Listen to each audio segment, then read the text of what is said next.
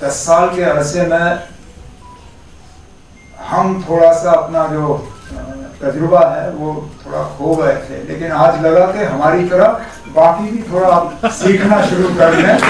थोड़ी कंफ्यूजन रही इस साल, लेकिन इंशाल्लाह मैं उन तमाम सर्टिफिकेट हासिल करने वालों को यकीन दिलाता हूं कि अगर अगले साल उनको दोबारा सर्टिफिकेट मिलने का मौका मिला तो जिस नाम के हिसाब से उनको सर्टिफिकेट मिलना चाहिए था उस नाम के हिसाब से उनको सर्टिफिकेट मिल जाएगा।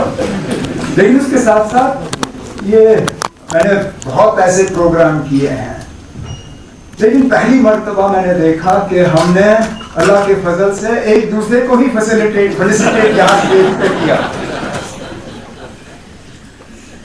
लेकिन चलिए, हंसी मजाक एक तरफ, हम आज जमा हुए हैं इस इंस्टीट्यूशन के 42nd फाउंडर्स डे को रिकॉग्नाइज करने के लिए, सेलिब्रेट करने के लिए। स्किम्स ने जम्मू कश्मीर को बहुत दिया है, हद से ज्यादा, उम्मीद से ज्यादा। परेशानियों के बावजूद, मुश्किलात के बावजूद, पैसों की कमी के बावजूद, पुरानी इक्विपमेंट के बावजूद, फैकल्टी और स्टाफ के कमी के बावजूद, आज भी हमसे जब अस्पताल में एडमिशन की सिफारिशें आती हैं तो एम्स और पीजीआई के लिए कम और स्किम्स के लिए ज्यादा। यहां तक कि मैं खुद इस बात का गवाह हूं। इन 10 सालों में स्किम्स में ऑफिशियली किसी फंक्शन के लिए आने का मौका तो मुझे मिला नहीं है। इलाज करने आया हूं, अटेंडेंट के तौर पे यहाँ रहा हूं, मरीजों को देखने आया हूं। मेरे वालिद साहब को जब कोविड हुआ था, बिल्कुल जहाँ पे हमने रिबन काट के उस ब्लॉक को अब यूनिवर्सिटी का दर्जा देने का सोचा है, हम वहीं पे थे। और मुझे आज भी याद है, गवर्नमेंट ऑफ इंडिया से फोन आए, हेल्थ मिनिस्टर से, प्राइम मिनिस्टर के दफ्तर से, जब उनको पता चला कि मेरे वालिद साहब को कोविड है, और उन्होंने उस वक्त कहा कि हम एयर एम्बुलेंस का इंतज़ाम करेंगे, आप फारूक साहब को मेहरबानी करके दिल्ली शिफ्ट करिए। और बेटे की हैसियत से मेरा फर्ज था कि मैं बात इन तक पहुँचाऊँ। मैंने कहा ना, ये बात आई है और अगर आप शिफ्ट करना चाहेंगे तो एम्बुलेंस का बंदोबस्त होगा और आपको दिल्ली शिफ्ट करेंगे। कहा बिल्कुल नहीं। कहा जो मुझे स्किम्स में मेरा इलाज हो सकता है वो कहीं और नहीं होगा।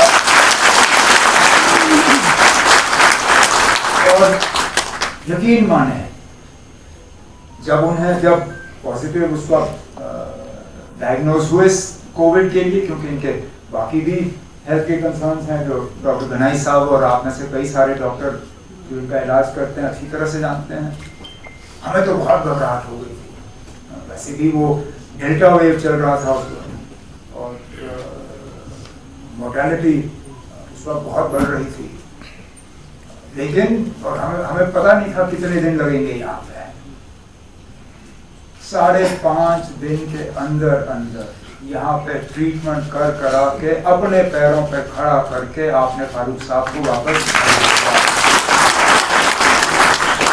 जो मैं और मेरी फैमिली कभी ये एहसान शायद चुका नहीं पाएंगे। शेर कश्मीर ने स्किम्स एक विजन के तौर पे इसको एनविसेज किया। जैसे उससे पहले सकीना ने, डायरेक्टर साहब ने अपनी तकरीरों में इस बात का जिक्र किया कि शेख साहब परेशान हो गए थे, हमारे मरीजों की हालत जम्मू कश्मीर के बाहर देख लिया गया, चाहे पीजीआई हो, चाहे एम्स हो, चाहे बम्बई के अस्पताल हो। उनको लगता था कि जिस इलाज के लिए वो जम्मू कश्मीर के बाहर जाके दर बदर की ठोकरें खाते हैं, जहाँ इनके अटेंडेंट्स को फिर रहने की जगह नहीं मिलती, जहाँ बिस्तरा हासिल करने के लिए सिफारिश की जरूरत होती है, क्यों ना ऐसा अस्पताल यहाँ पे कायम हो। और जिस मेडिकल टूरिज्म की आज आपकी बड़ी बड़ी कंपनियां बात करती हैं, जिस मेडिकल टूरिज्म के हवाले से आपके फोर्टिस और अपोलो और मैक्स और ये बाकी अस्पताल जो हैं बाहर से पेशेंट्स को लाने का काम करते हैं, मुझे लगता है इस मुल्क में उसकी शुरुआत यहाँ से हुई। अगर आप स्किम्स का ओरिजिनल नक्शा देखें तो झील के किनारे वहां वार्ड नहीं बनने थे, वहां पे कॉटेजेस और हट्स जो हैं वो बनाने का सोचा गया था। ये सोचते हुए, ये समझते हुए कि ये लोग बाहर से आएंगे, अस्पताल में अपना इलाज कराएंगे, लेकिन उसके बाद रिकवरी के लिए उनको रहने की जगह चाहिए होगी, और अस्पताल के नजदीक अगर जगह होगी तो उनका केयर भी होगा, उनकी देखभाल भी होगी, और खूबसूरती का भी वो फायदा लेंगे।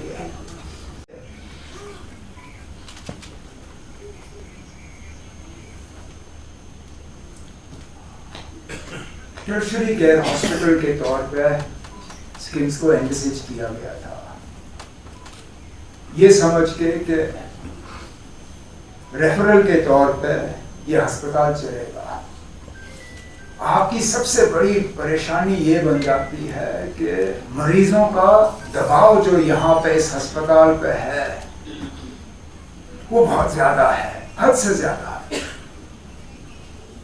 और खता आपकी नहीं है, कसूर आपका नहीं है, कसूर हम लोगों का है कि श्रीनगर से बाहर जो अस्पताल बनते हैं, चाहे वो हमारे हेल्थ सेंटर्स हों, चाहे हमारे सब डिस्ट्रिक्ट अस्पताल हों, चाहे हमारे डिस्ट्रिक्ट अस्पताल हों, जब मामूली से मामूली चीजों के लिए पेशेंटों को यहाँ भेजा जाएगा तो जाहिर सी बात है कि स्किम्स पे दबाव ज्यादा होगा।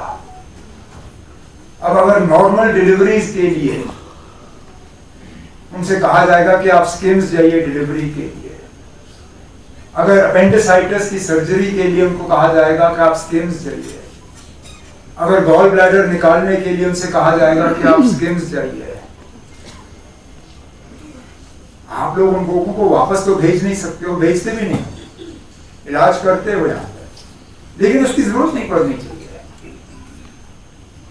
हमें जहां स्किम्स को बचाना है, जहां हमने आपके इंफ्रास्ट्रक्चर को और बढ़ाना है, जहां हमने आपके इक्विपमेंट को और मॉडर्नाइज करना है, वहां हमारी जिम्मेदारी ये भी बनती है कि हम स्किम्स के ऊपर जो प्रेशर बना हुआ है उस प्रेशर को भी कम करें, ताकि मामूली जो ट्रीटमेंट्स हैं, रेगुलर ट्रीटमेंट्स जो हैं, वो सब डिस्ट्रिक्ट और डिस्ट्रिक्ट अस्पताल में ही हो जाए और उन पेशेंट्स को यहाँ आने की जरूरत ना पड़े, और उन्हीं वो करते हैं।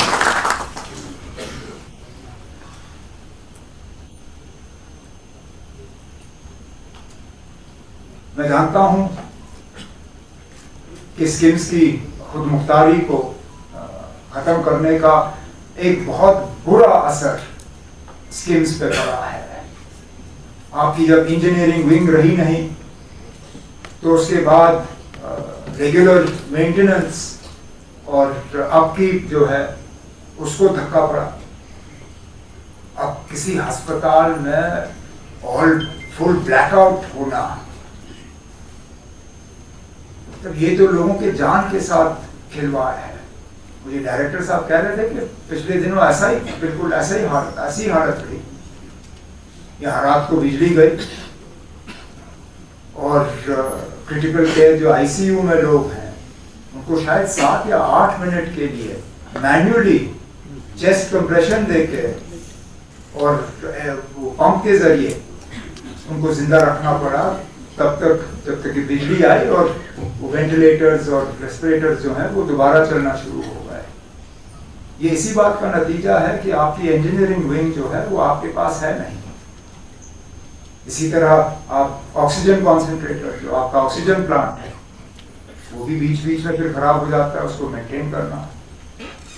मैंने पहले दिन से डायरेक्टर साहब से कहा हुआ है कि अगर और कुछ नहीं तो मैं सकीना यतू साहिबा के साथ बैठ के फौरी तौर स्किम्स की जो ऑटोनॉमी है उसको दोबारा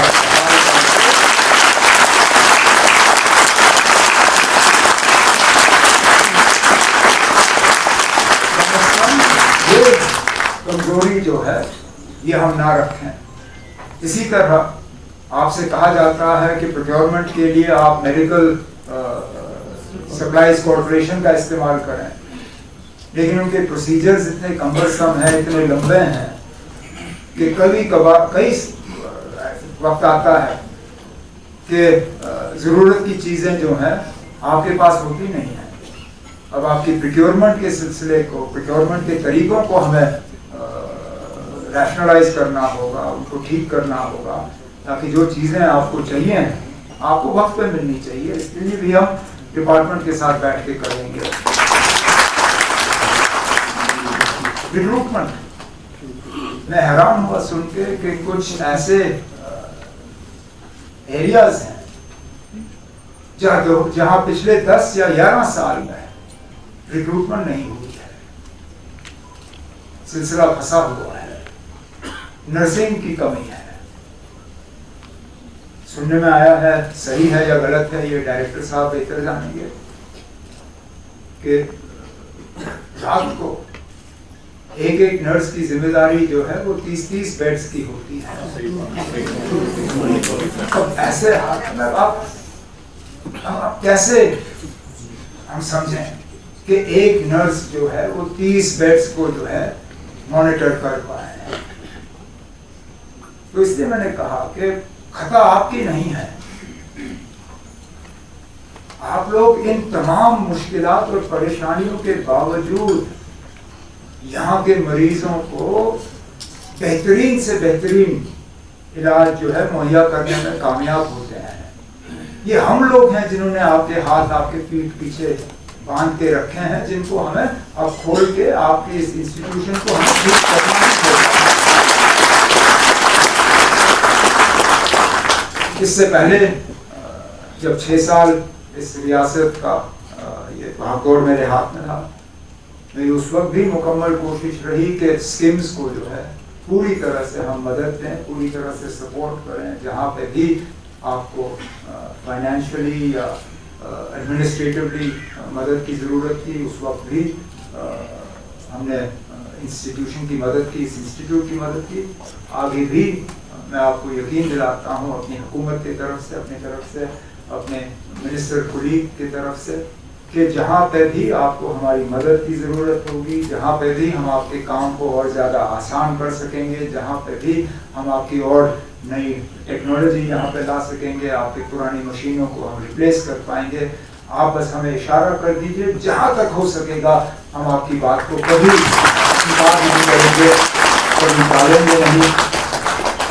और इस उम्मीद के साथ कि वाकई स्कीम्स जो है ये और फले और फूले और मरीजों को इलाज करने में और उनको सही सलामत घर पहुंचाने में कामयाब रहे।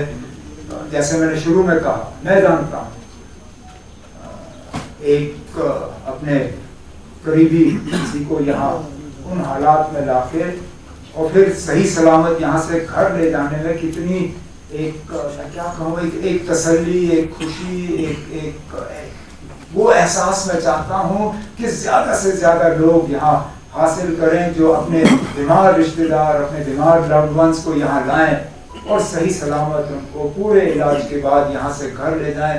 जितना हम ज़्यादा ये कर सकेंगे, मुझे लगता है इससे बेहतर काम हम और कोई कर ना पाएंगे।